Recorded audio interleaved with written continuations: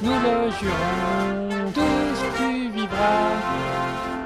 tu vivras toujours grande et belle. Ah, s'il avait une telle voix, moi je changerais de métier. Bonjour à vous tous qui nous écoutez pour ce deuxième épisode de Bye Bye Kingdom. Et aujourd'hui, on va parler de l'avenir de la monarchie dans une Belgique complètement fracturée, Pauline. En effet, Jean, une monarchie plus protocolaire, pourquoi pas, mais dans la même Belgique, ce n'est pas certain. Entre les indépendantistes flamands, les rattachistes wallons, la Belgique traverse une crise politique majeure de son histoire, et l'idée d'une Belgique confédérale ou divisée est plus que jamais d'actualité. Mais est-ce possible ? La meilleure façon de savoir, Pauline, c'est encore de le demander aux spécialistes. Comme un avocat en droit constitutionnel, eh bien ça tombe bien, Nicolas Henry est avec nous. Alors, d'un point de vue juridique, ça peut être envisageable. La Flandre pourrait devenir indépendante et décider de constituer un État indépendant. La Belgique pourrait même continuer à exister en étant territorialement réduite à la région wallonne. Sur le plan juridique, on peut imaginer plein de choses. Par contre, sur le plan politique, ça me paraît très compliqué. En effet, oui, pour y parvenir, il faudra un consensus national, ce qui est clairement loin d'être le cas. D'autant plus qu'il faudrait régler la question épineuse de Bruxelles. Ah, j'imagine très mal la Flandre l'abandonner, oui. Du côté francophone, en revanche, il y a le mouvement rattachiste représenté par le RWF, le Rassemblement Wallon pour la France. Mais il se déchire depuis 10 ans, n'a jamais conquis plus de 1,5% des suffrages, que cela soit aux élections régionales, législatives ou européennes. Ouais, mais même si tout ce mouvement, il fait une grosse percée dans les urnes, mais il faudrait encore imaginer que les Français veulent bien des Wallons. Voilà, et de l'autre côté, il existe des mouvements comme Voorpost, reprenant le nationalisme tiwa, et qui revendiquent le rattachement de la Flandre aux Pays-Bas. Oui, mais pour certains spécialistes de la monarchie et de la politique belge, comme Christian Laporte, la probabilité d'une telle hypothèse est faible. Je ne pense pas, je suis presque convaincu aussi que les Hollandais ne seraient pas fous de joie de voir arriver les néerlandophones, les Flamands, avec eux. Il y a pas mal de différences de mentalité, de culture, etc.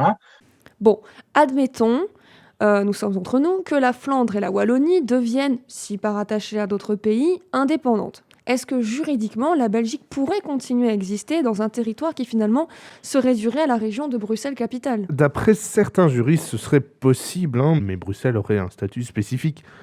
D'ailleurs, en 2008, les États généraux de Bruxelles, ils avaient déjà commencé à dessiner un peu une réflexion citoyenne sur les possibilités d'avenir pour la capitale. Parmi les revendications, il était notamment question de rendre à Bruxelles son rôle de capitale européenne, tout en lui accordant davantage d'autonomie au niveau de son pouvoir régional. Oui, il était clairement pas évident d'évoquer une Belgique que bruxelloise, mais ça a enclenché une reconsidération de Bruxelles, clairement sur la scène politique nationale et internationale. Cependant, si on envisage cette hypothèse d'une ville-État, il faudrait se poser la question de l'Union européenne. Comment accueillerait-elle cette fracture et ce nouveau pays ?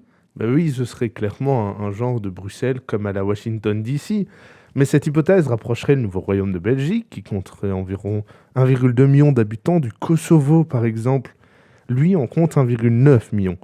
L'ancienne province serbe a déclaré son indépendance en 2008, mais elle n'est toujours pas reconnue comme un pays par l'Union européenne. Alors toujours en poursuivant notre hypothèse, nous avons posé la question à Nicolas Henry. Si le royaume de Belgique se limitait à Bruxelles-Capitale, qu'est-ce que cela signifierait pour la monarchie ? Si la constitution belge est toujours d'application, mais sur un territoire plus restreint et qu'elle ne change pas du point de vue du régime de gouvernement, eh bien alors ça ne changerait rien pour le chef d'État, si ce n'est qu'il se retrouverait à la tête d'un État territorialement beaucoup plus petit.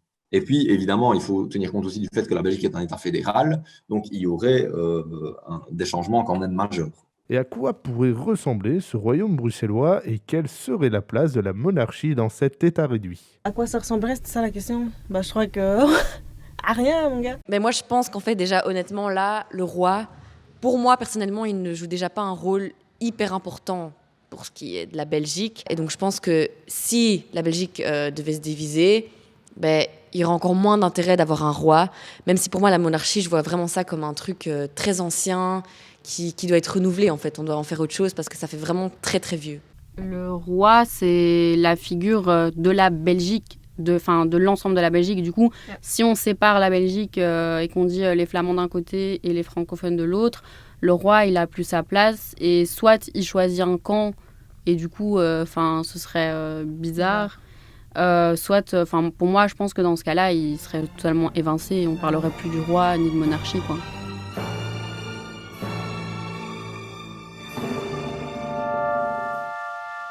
Retrouvez tous nos podcasts sur Mammouth Media.